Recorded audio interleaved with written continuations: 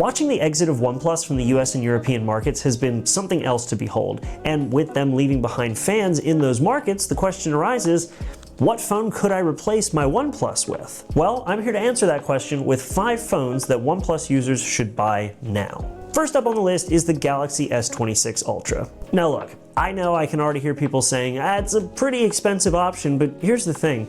It is one of the most performant and arguably one of the most feature-rich options out there right now. I mean, this thing features a Snapdragon 8 Elite Gen 5, you get a 5,000 milliamp hour battery, which unfortunately is a step down from the batteries that OnePlus used to use, but it is still a solid enough battery that Samsung's been using it for quite a long time now. And you get Samsung's impressive cameras, especially the camera hardware on the S26 Ultra. Now yeah, this year's upgrade to the Galaxy phones was pretty boring, but it was also a refinement of a lot of the things that people loved about last year's phones. Plus, this year's phone is going to get 7 years of software support. That rivals Google Pixels. I mean, that even rivals iPhones. That is a fantastic amount of software support, especially considering the price of this phone, and if you're going to be spending this much, you're probably going to want to be holding on to it for a little longer so that you get the most out of your dollar. Now, sticking with the software, I know this isn't Oxygen OS, so if you are an Oxygen OS diehard, you are going to have to make some adjustments, unfortunately. But here's the thing, One UI has made massive leaps and bounds when it comes to interface design, the responsiveness, customization, all of that. I personally think that it's a fantastic interface, and with some adjustment, I think that people moving over from Oxygen OS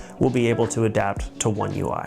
And then of course, because we're talking about Samsung, there's always just little things here and there that get sprinkled in that make it feel a little bit more special. Like for example, this year, the Galaxy S26 Ultra got the privacy display. This is a really cool feature that I do hope gets a bit more refinement so it doesn't feel like you're losing half your pixels when you turn it on, but being able to turn on and off visibility, off angle for your notifications is absolutely awesome. And yeah, I think the Galaxy S26 Ultra, when it comes to being a premium, powerful, feature-rich phone, would probably scratch that itch of never settle that OnePlus fans really loved about that phone lineup. But now moving on from the Galaxy S26 Ultra, next up is the Google Pixel 10. Now I know this one might be a bit of an odd choice, but hear me out. For starters, this phone is a fantastic bang for the buck, which is something that a lot of people liked about OnePlus, and I would argue is one of the reasons why OnePlus became as popular as it did. On top of that, when it comes to day-to-day performance, yeah, this thing's not going to be a performance monster like the Snapdragon 8 Elite Gen 5, but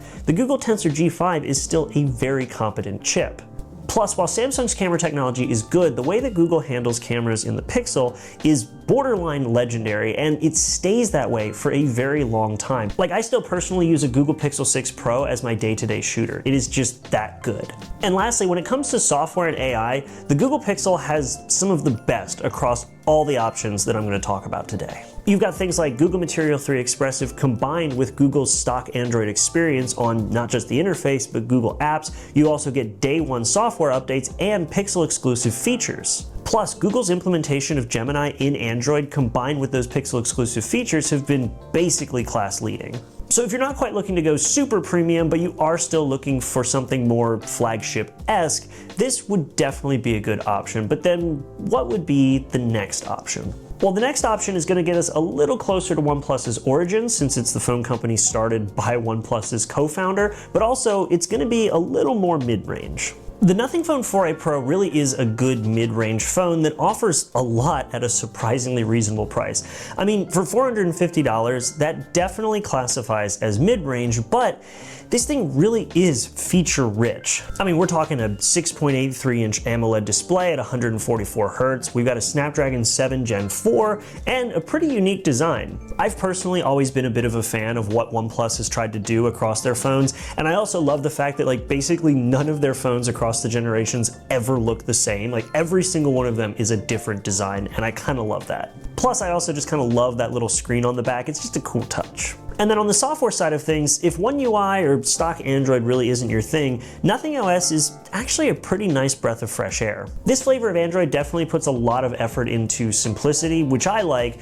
but also it's just kind of a cool design that ties the look of the phone in with the look of the interface, making it all feel a little more cohesive. The Nothing Phone 4a Pro definitely strikes a nice balance between a mid-range price and a very feature-rich experience. And if that's kind of what you're looking for, this would be a fantastic replacement for whatever OnePlus you currently have in your pocket, especially for OnePlus fans who got into the brand because of the whole flagship killer approach to phones. That seems to be the same kind of thing that Nothing is going for. But what if you're somebody who doesn't really like the look of the Nothing phone? You want a brand that's got a little more name recognition behind it in whatever country you happen to be in, but you still like that $450 price tag. Well, how about the Motorola Edge? In my opinion, this phone is basically Motorola's attempt to hit an affordable flagship price point while still trying to pack a punch, and looking at it, I would say they basically made a phone that is the embodiment of a good phone. You've got good performance with the Dimensity 7450 chipset, you've got a good display at 6.3 inches on an AMOLED panel running at 120 Hz. You've got a good camera system with two 50 megapixel cameras, a primary and an ultra wide, and you've got a good battery at 5,000 milliamp hours. Now that battery does have one feature that you might like and that I personally love, which is a 68 watt charging speed over the cable. It's not quite on the same insanely high level of a OnePlus phone, but hey, I mean, it's something. The Motorola Edge kind of fills the budget flagship slot of OnePlus really nicely. Aside from the OnePlus-esque charging speed, it does a great job at meeting or slightly exceeding expectations for this price. So if you're not a big fan of how the Nothing phone looks, but you also still want something cheaper than the Pixel or the S26 Ultra, this might fit the bill. Now, the last phone on my list here is for the people who have watched this video so far. You've seen all four of the phones I've talked about, you've listened to everything I've had to say, and after each one you just say, nah, that's not for me. After every phone I've listed, none of them have tickled your fancy, and you just want the comforts of OnePlus. This one is for you, and for you, I'll just recommend the OnePlus 15. I mean, look, even with OnePlus leaving the US and European markets, the 15 is still a fantastic phone, especially if you're coming from something like a OnePlus 9 or a OnePlus 10. This phone has the same Snapdragon 8 Elite Gen 5 as the Galaxy S26 Ultra we talked about earlier. You get 16 gigabytes of RAM, a 165 Hz AMOLED display, triple 55 cameras, and a huge 6,000 milliamp hour silicon carbon battery. And that battery, by the way, can charge at 80 to 100 watts. Yeah, that's what I meant when I said that 68 watts on the Motorola was cool, but nowhere near the insanity of OnePlus. Yeah, 80 to 100 watts is kind of nuts. Now, to be clear, the specs that I just listed off do sound fantastic, and by all accounts are fantastic, but they will feel a bit more like a step down from something like the OnePlus 13 by being a little less well-rounded and more power user focused. But if that's what you're looking for, then the OnePlus 15 will absolutely hit that mark.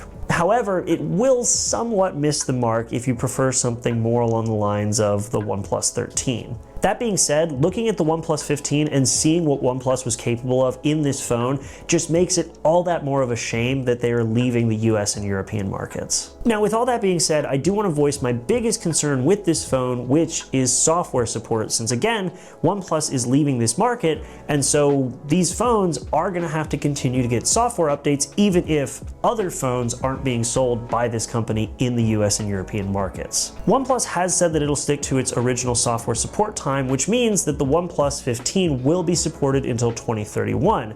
But will it really? Like, it'll be great if they do that, but this is a market where no other OnePlus phones are being sold, so I guess time will tell. And even if OnePlus does continue to support this phone as long as they say they will, which I genuinely hope they do, will the users of this phone tolerate the more iOS-like features and design of ColorOS compared to the cleaner, more minimalist look of OxygenOS when OnePlus does transition these devices over to ColorOS later this year? I mean, I guess we'll see. But to add to that, even if they do support this phone for as long as they've supported other devices, it still won't be quite on the same level as something like Google or Samsung with their current lineup and the claimed support for those phones. But putting aside the negativity and just looking at this phone for what it is, I feel like the OnePlus 15 for OnePlus fans in these affected markets really is a great last OnePlus for them. But I also think that the other four phones that I mentioned are great devices to start to step away from OnePlus and still get that flagship killer, never settle type phone